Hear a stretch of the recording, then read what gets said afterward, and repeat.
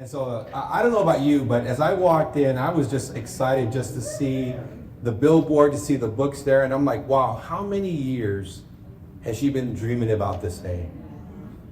How many conversations does she have to look in the mirror and say, you can do this, right? How many fears has she faced to overcome it? So if anything tonight, not just what we're gonna hear, but to be inspired by somebody. And I met Renee, it was so interesting. We both spoke at a conference. I'm a national speaker and I speak all over. And she spoke before me. And she said she had a great message on marketing and I was talking about messaging. And then she booked a call with me. I was like, are you the person that just spoke in front of me? And now we're doing this? And so I had the honor and the privilege of being in this space and sharing this special night with you. But I'm going to let you know a little bit about who's about to come to the stage and share from this amazing book. And she's been able to share with me some things that she did not write in the book. So I probably know a little bit more than you. But if you've known her for a long time, then you know her more than me. But Renee is a senior vice president of EKN Solutions, where she leads more than 25 years of experience in digital marketing, business strategy, and innovation. Over the course of her career, she has worked alongside companies and agencies to help them grow through creativity, technology, and customer-first leadership. She has held leadership roles across media, real estate, political, entrepreneurial ventures. She didn't write all this in the book, by the way, okay? Just so you know, okay? And today she guides a talented, largely women-led bilingual tech team here in Miami, long before Miami became the national hub for its tech as it is today. But Renee's story extends far beyond her corporate success. She is devoted, community leader, deeply invested in organizations that support children and families. She works for one that I used to work for many years called Chapman Partnership. Great organization. She has chaired events, served on boards, supported initiatives with groups like Big Brothers Big Sisters, Chapman Partnership, Mindful Kids Miami, Code Art, New Mindful Kids World School of the Arts, and United Way. Any folks here from United Way? Awesome. I might know you. I've done some stuff with United Way in Miami as well. Whether mentoring, raising scholarships, or opening doors for the next generation, Renee pours her energy into creating opportunities for others. Endurance and perseverance are central to her life. When she gave me this information, I was like, I don't know how we're going to fit it in. Time to go to ChatGPT, right? That's usually what you do. Don't act like you don't do it, okay? She has completed 1 full marathon and 9 half marathons, 20K, 25Ks. First of all, where does she even find the time for all that? And even 136 hours of endurance hiking, climbing the equivalent elevation of Mount Everest. God bless her heart. These milestones reflect her commitment to running the race with determination and heart of spirit. She brings both her personal and professional life.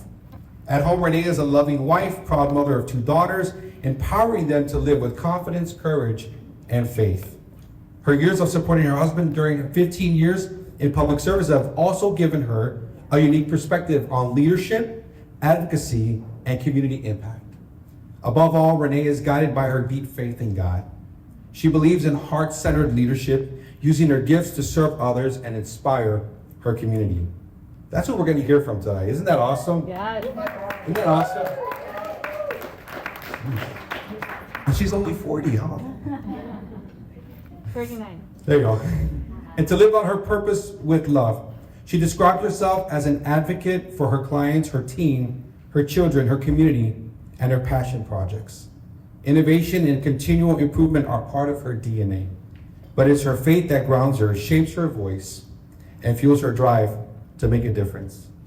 Please do me the honor and welcome me. Put your hands together. Make a crazy noise for the leader, the speaker, and the newly published author, Renee Lopez.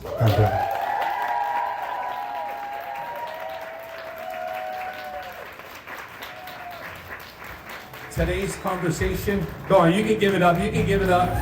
Come on. Come on, you can stand and you can shower her with a whole bunch of love.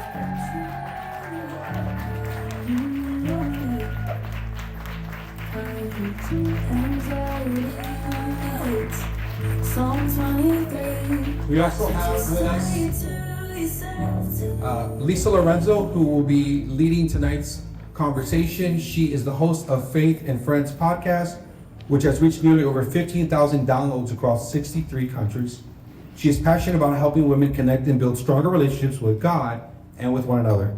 A 15-year breast cancer survivor, congratulations. Lisa leads a ministry walking alongside newly diagnosed women, offering hope and guidance in their journey. With decades of experience mentoring through Bible studies, prayer groups, and faith-based initiatives, she continues to inspire women toward a deeper faith. God bless you all.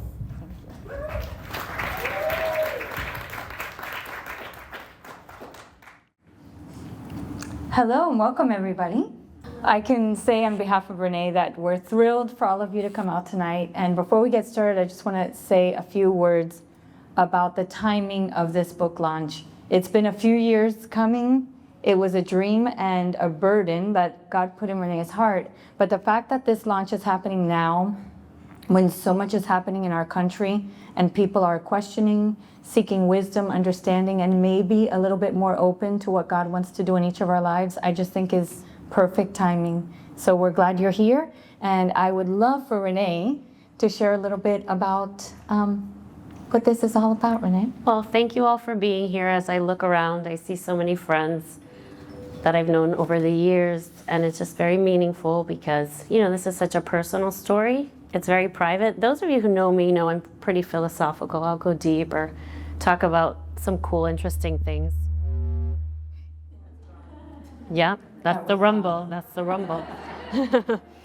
But this was just put on my heart a few years ago. Actually, Luis, I'm going to call you out. It's one of my massage therapist that I see once a week. You know, I'm just relaxing. I'm telling her all these crazy stories that happened to me. She's like, those are some crazy stories. She's like, you should really write them down. And well, there you are. And I decided that I would. And it's really out of obedience because I'm a little bit on the shy side. You know, I'm friendly, but I don't like to share too much of my personal life with people. So it's just from my heart. And the reason it's out of obedience is I thought that, you know, maybe some of the peace that I found through my journey and some of the Godincidences, as I coin them, could help somebody else on this path and be more open to speaking more boldly about God's presence in our life and the peace that however you choose to practice, how that influences your faith. Yeah, and we just invite you to listen today with an open heart from whatever background or demographic you fall into. Just listen to her story with an open heart because I know that it's going to really touch you. So let's start off with a bang. Renee, there's been a lot of powerful miracles in your family. And I think if you could just share like maybe 3 or 4 of them and let people know background. Okay, so off the bat, it's going to be a little shock. Some of you might know these, but these are pretty, I seem like a pretty average person, you know, like nothing too wild happened in my life, but I'm going to share some things that happened in my family. And when you add them up one by one, they're pretty overwhelming, but yet we're still standing in through them. So first starts with, on my maternal side, my grandmother was struck by lightning, and of course she lived through that. That's kind of unusual. Like, just think of the mathematical odds, you know, at one at a time, it's okay, well, that's, you know, we got through it. My mom was abducted by gunpoint, so that was fun. For those of you who knew me on my 20s, that was on the news, so that was quite shocking. And of course, she lived through that, and that's a miracle because, you know, when those stories happen, it doesn't always turn out well. It's a case of mistaken identity. My dad has passed a few years ago, but before he did, he was in the hospital about 6 times. And one of the last times he passed, I guess I wasn't ready to let him go. In the middle of the night, he flatlined for like 3.5 full minutes. And he came back, so that's a Lazarus story right there. Of course, I wanted to know what happened, but anyway, so that's another one. And then the 4th one is I was having a hard time conceiving, especially with this miracle child here in the front. I don't have to get into it, but it was a pretty serious thing that was happening, and by the grace of God, I was able to have a child. So not everyone knows these things. I don't post them on social media, but when you think of those 4 things, it's a lot mathematically for a family to overcome. And of course, great things that have happened, leadership and wonderful things. But God was there through all of it. I mean, those could have been pretty drastic, terrible things. But my faith is so strong because even if something happens, I know God is there and with us through it. So Yeah. And what would you say to somebody here today, maybe thinking, well, I haven't had those kind of experiences. Maybe even their life has been filled with tragedy. And so where's God in that? well, I know in your life, you're a breast cancer survivor. I know there's some survivors here in the room. And just, I guess this is just a time to reflect, to kind of look back on your life, like certain things you've overcome medically, or, just realize that God is always there. Whatever's happening in your family, in your life, just to try to see, have that faith throughout that journey. So I'm sure we reflect on all of our own things that have happened and how God has been there and uplifted us through those. Yes, absolutely. Thank you. All right, Renee, let's get started. Where did this all begin? Okay, I say it's like bookends. It started in a bookstore and it ended with a book. So I guess I must have been about 30. It was before my husband and I had children. And we lived in Coney Grove, and I was going on like a little leisurely weekend walk, and I went into a bookstore. It was not a Christian bookstore. It was not a Jewish bookstore. It was like, one of those incense bookstores where it was like Linda Goodman's Love Signs bookstore, okay? That's what I was probably, and right in front of me was this book that was on display, and of course there are no accidents. It was called The Bad Girls of the Bible. Now, you all who know me now, I'm buttoned up, I'm a businesswoman, but in my 20s I was a party girl. I had to tell my girls, hey, there's a part of a book just gotta let it's in there. Because that's, my friends from high school or college, they know I lived on South Beach, I like to go out, so I've changed quite a huge deal, and so that Bad Girls of the Bibles, I don't know, I guess it resonated with me. The lady's like, if you buy the book, we're gonna go to Starbucks down the street and we're gonna talk about it. So little did I know, I was roped into my first Bible study. Yeah. Seriously. I mean, God meets you where you are, because there's no reason I would go to a Bible study at that age. So I just think it's funny how God works with where you are to try to touch you in your life and give you some faith. Yeah. And so you think God used just the simple things to draw you in from the very beginning?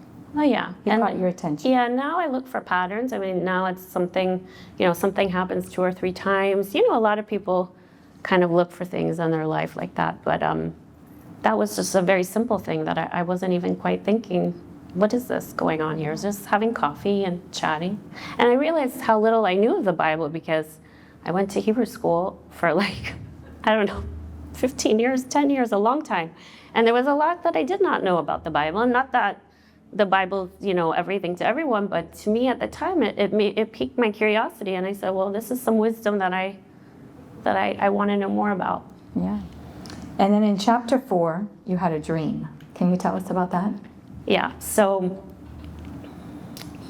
again, I reference the Bible because a lot of these coincidences, I have many coincidences and symbols, but the ones that I'm sharing in the book are pretty Bible-based. So I made the person who led the Starbucks Bad Girls Bible study was actually like a pastor. I had no idea, and she was a wonderful lady, and it was the first person that actually took the time to mentor me as an adult without going to therapy or having a relative. It was just like a person who actually cared. So she said, oh, we're gonna have a potluck, come, again, here I am going to her church. I'm like, what am I doing, But, she was very nice, and we had potlucks, so that made it exciting back at the time. And I was sitting there, and at the end, she did a little altar call thing, and all of a sudden, I looked behind me, and I saw these stained glass windows, and then I had this deja vu crazy feeling, because I had a dream the night before about those windows. Again, it was like God and the subconscious. It was and I got chills all over my body, and I was like, wow, this is powerful stuff. So just starting to take notice of something, I was going to name the book you are not alone, but then it sounded like an alien thing. Yeah. But I just felt God's presence with me, and I started to notice more of the patterns in my life. And what happened in your heart when you realized you're sitting in the church, you had this dream the night before, and you were like, that was a weird dream, okay, don't really attend a church, and definitely not one with old stained glass windows. Right. So what happened in your heart the moment you looked over and saw the same stained glass windows and realized that was from my dream? Again, like now I can look back and realize it was God's presence, but I just had, I felt it in my body. Sometimes you have an out of body experience. I just felt God's presence in my life. Right. Yeah. Can you grab your book? Yes. So on page 58, you talk about the Bible starting to come alive for you. Through this Bible study, through all of these God influences that the Lord is placing around your life. Could you read from us from page 58? Yeah. A couple of years later, I was in a restaurant celebrating Mother's Day. I went to use the restroom and I found a yellow sticky note. It said, "This is my son who I love, and with him I'm well pleased." It was a reminder that God was there and he loved me. He didn't even reference the actual Bible, the verse from the Bible, but I felt it special having found the note and later seeing the verse. These words resonated as strength inside of me and said, "You got this." What an alignment of circumstances to find this message on Mother's Day. It was also my first encounter with the Living Bible. And since then, I have had at least 5 specific Bible quotes come to me in a variety of situations, not from picking up an actual Bible. And it all began when I started becoming more faithful and open to the message. Thank you. So you described the first experience, your first encounter with the Living Bible. And what did it mean for you to start finding out without seeking out the Bible, right? You're not buying a Bible. You're not signing up for text messages from the Bible app. But what did it mean to your heart? What was happening in your life that you started to find these things? It just felt like someone was looking out for me, like, God, angels, whatever. I was just very open at the time. I wasn't sure what it was. It was God's presence in my life. But I thought it unusual. And then I had more signs. For work, I used LinkedIn, and I got a message that said, "A gift from God." I was like, what is that? I thought maybe it's another bookstore. I wasn't sure. So then, of course, I just Googled a gift from God, and then the Bible verse came up, "You are saved by grace alone and not of works." And again, I'm a Jewish person, so I'm like, why are all these verses coming to me from the Bible? It was very unusual. And this is what I think, we've talked about it. It's called the Living Bible. Sometimes people think, I don't need to seek wisdom. There are faithful people here, but maybe you're seeking wisdom, you're looking on your favorite influencer. I don't know. But for me, I was like, okay, well, the Bible's full of relevant information. It might be, over 2,000 years old, but look at these verses, how they apply to my life today. So it was very impactful and very moving. All right, let's get together to chapter 5. Can you tell us about Holy Week? Okay.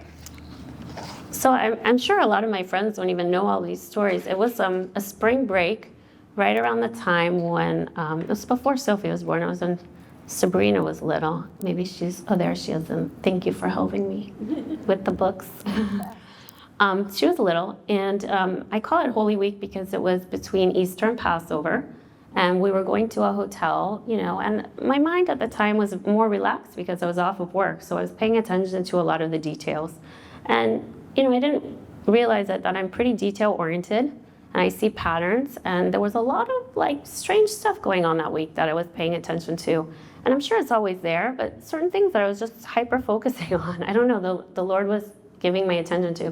One, I had another dream, and it happened, again, I hadn't picked up a real Bible yet, even after all these years. So I was kind of woke up in a fright. It was like a flood in the dream. So I thought, let me open this Bible here in the hotel room, which I've never done before. So anyway, and then other weird things happened. I was at the elevator, and I was like, why is that snake coil on the elevator? I guess when you're not working, you have a lot of free time. I don't know.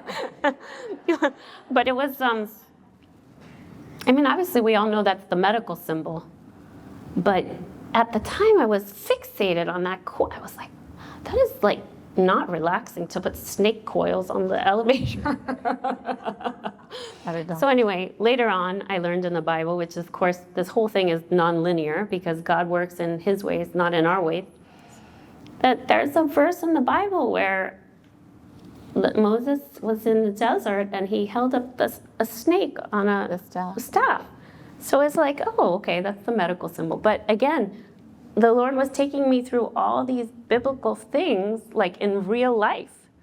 So it's very interesting. And then there was one more thing that happened that pretty much freaked me out. So as you know, I like to get massages. I guess I've shared that already. So I got one, and of course, she was working without her shoes on, and then I kept hearing all these strange noises. There was like wind swishing back and forth in the hallway. I'm like, that is so weird. What is this wind swishing? So again, those of you who know the Bible, when someone's born again, there's wind swishing back and forth. So I don't know what happened to me that weekend, but I was just like, Lord, this is weird. And after I downloaded the Bible app, and the next day, well, we'll get to that in a second. Yeah. Okay, so chapter 5, which is titled Whispers Grow Louder. You talk about downloading the Bible app, and you talk about dropping to your knees and admitting that you couldn't do this life alone. So you call it a moment of surrender, or a turning point where God met you there on the floor. Can you tell us about that? Yeah, so I mean, all of these experiences were kind of odd. And I was like, okay, I don't know who's communicating with me, but I'm going to drop on my knees and I'm going to obey because, I knew now that it's the Lord directing my steps, but at the time I was just like, okay, I surrender. Yeah. So yeah. And tell us, what is surrender? What is surrender? Surrender is just a loss of personal control. I mean, obviously in life, this is another Bible verse that came to me actually, with regard to my husband's career, that, sometimes you want to go for a certain position or you want to go for something, and a verse came, the Lord directs your steps. So, I mean, this is just wisdom that we all read here and there. We don't necessarily always apply it to our everyday. But it's really started coming alive for me, like in daily situations, and I started trusting that more than just worldly pop culture advice. So, we're women. We don't try to control anything. Excuse me for the Japanese. Maybe you guys try to control, but I'm not controlling. And with me, sir, it's not, right, Carlos? Yes. So what would you say to the woman who's here today trying desperately to control things that she can't? How would you encourage her to surrender? Well, there's actually something in the book. I'm not telling you all the stories of the book, but before my dad passed, I was having a really hard time with him because he wasn't Alzheimer's-y, but he was a little difficult. And I was really holding on tight and getting really frustrated with a lot of things that were happening in my life. And I got a message to let go. I know that this sounds, sometimes we hear things or you read something or someone tells you something. Well, mine happened in like these weird letters on the refrigerator. It's like, that, let me look that up. And well, anyway, it was the message about letting go. And in life, sometimes you have to let go. I mean, you want to control the way people act or the way things happen. But this was a message to start letting things go. And I've gotten other messages after my dad passed, just about him in general. Because even though we were very close, there was a lot of painful times, and things. So of course, we're all searching for answers, but they say, knock and seek and you will find. I mean, really, I was finding all the answers. I don't know why. Yeah. But that's what I wrote a lot in the book about that. So you surrendered there in that hotel room on your knees, saying, okay, God, tell us exactly what happened. What did you feel in your heart that day? Yeah, I just started to surrender. And I knew a lot of the things in my life that were happening were not only directed at me. There's a lot of other influences. Again, we're not alone. We're not aliens, but sometimes it feels like it. And I just let go. Yeah. Okay, well, on page 87, you write that after a year of health struggles, you finally were able to have a breakthrough, and around the same time, you joined the Bible study at work, and it became clear that God was asking you to walk by faith and not by sight. Can you unpack that for us? Well, I'm looking at my friend here, Sonia, in the first row. She was actually one of the leaders. Sorry to call you out, but I mean, first of all, I worked at the Miami Herald. This is not a place that they're going to have Bible studies, right? Very weird. But of course, there was one, and it was so convenient. It was on my lunch hour. So again, I still hadn't even gone to church at this time, even though I was on my knees, or even temple for that matter. I mean, I'm just all for God in general. I wasn't seeking God in like a traditional way, but there was a Bible study in my work, so that was pretty interesting. And I think now looking back, it's orchestrated, because I would never say, oh, let me go study the Bible to go, help me with what I'm going through. But now it's very normal. And as an older woman or whatever, I'm wise to it, that makes a lot of sense. But in your 20s, your 30s, it was not something that I was interested in at all. So. And what did your health journey teach you about walking by faith? So this is a really interesting thing, that timing is also very divine, because I could have had an issue. Well, sometimes it's difficult to get pregnant, but I was having a very hard time getting pregnant, and I had like a medical issue actually. And then when we found a new doctor, he said, "Good news, your reproductive organs are in shape. Everything's fine. You're going to be fine now that this situation has passed, and I think you should try to get pregnant today." I mean, what doctor calls you and tells you to get pregnant today?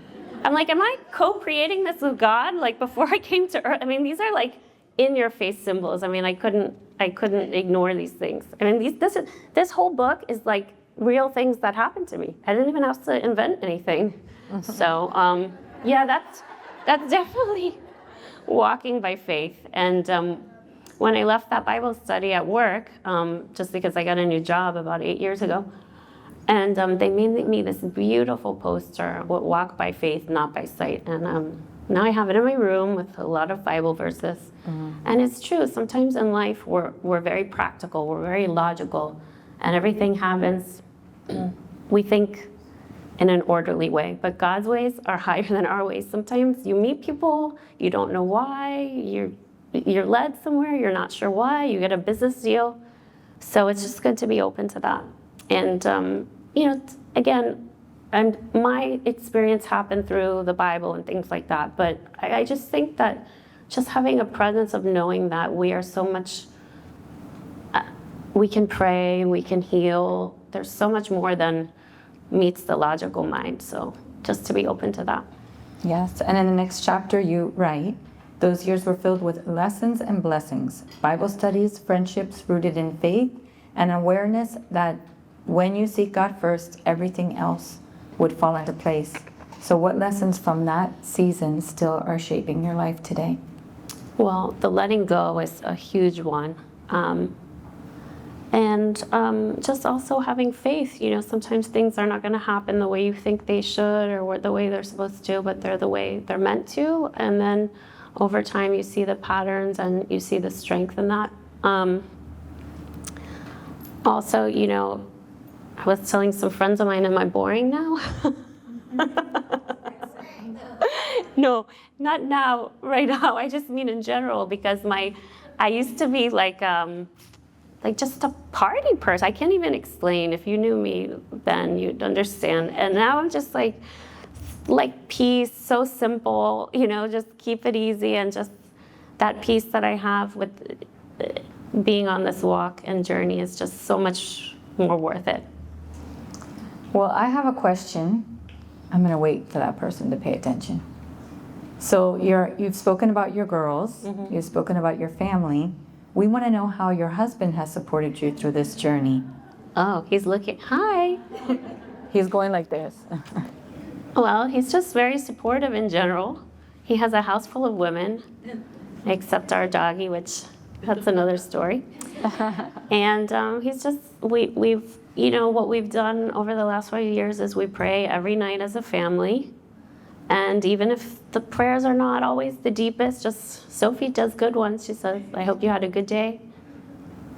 I love you, God, dog, Rusty, the whole family.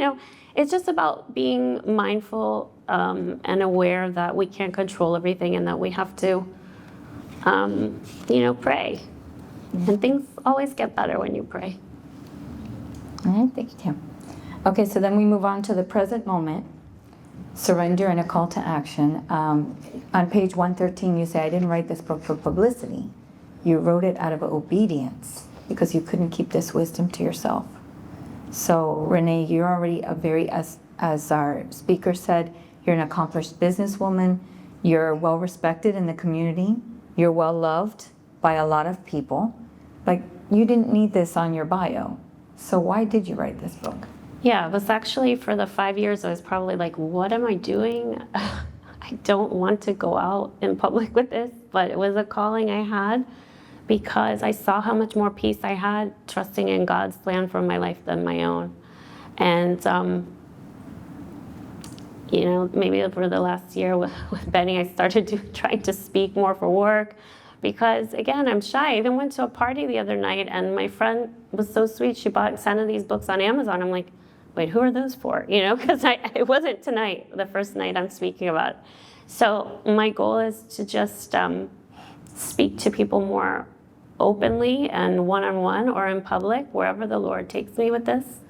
I'm thinking of opening a nonprofit because I love doing giving back and just about, finding ways to share, because a lot of people have interesting stories and testimonies of faith in their lives. So that's where I'm at with the book at the bookend of surrender. Yes. So what's your message for somebody sitting in this room and maybe God has put it on their heart to share something, whether it's a podcast or a book or whatever it might be, a message that God has on their heart? What would you say? Well, I think you should do it.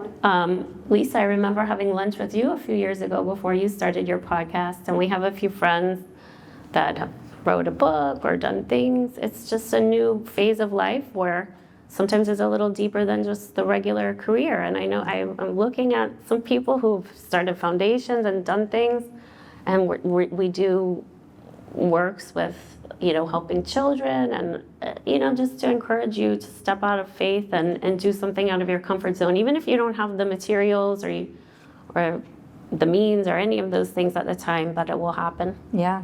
If you put your heart and mind together, you can move mountains for sure. Now, Renee invited a friend of ours, Melinda, over and me, and we had all shared that we had something in our heart. Mel had another book.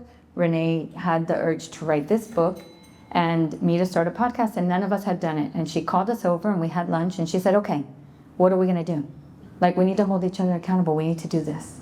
So seek out the people around you that have the same desires and are like-minded and do the same. And I'm so thankful, not only for your friendship, for your encouragement in that.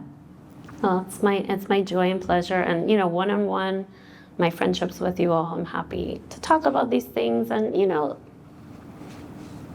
I'm not pushing this on anyone. This is just my story. And there was just so many stories so that I just decided to write them down.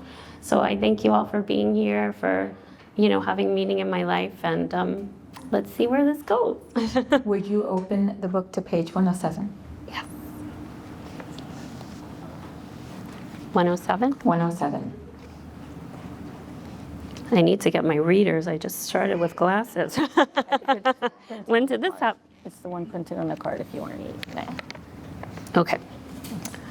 I've always been a person to ask questions like, why am I here? What is my purpose? What makes me happy?